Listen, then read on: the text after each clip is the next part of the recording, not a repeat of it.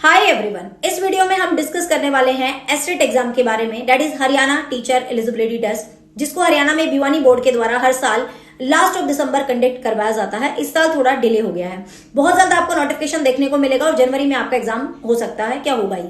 ठीक है, अब बात कर लेते हैं एसटेट एग्जाम कितने लेवल्स पर होता है, कौन दे सकता है। तो एसटेट एग्जाम बेसिकली 3 लेवल्स पर कंडक्ट करा जाता है, level 1, level 2 and level 3। Level 1 जो कि जेबीटी वाले एस्पिरेंट होते हैं, जो पीआरटी कहलाते हैं, जो 1 to 5 के लिए एग्जाम देते हैं।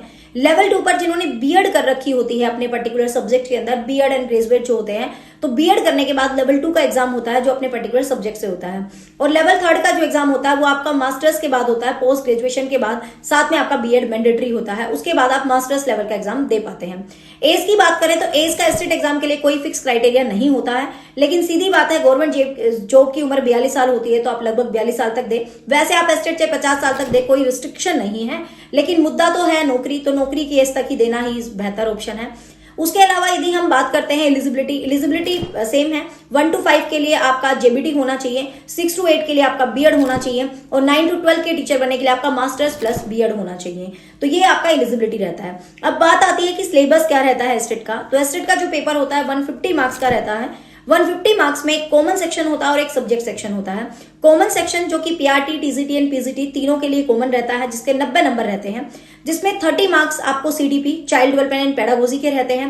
15 नंबर आपको हिंदी लैंग्वेज, जिसमें ग्रामर एंड पेडागोजी मिक्स रहेगी। 15 नंबर आपको इंग्लिश लैंग्वेज, जिसमें इंग्लिश, ग्रामर एंड पेडागोजी आपके मिक्स रहेगी।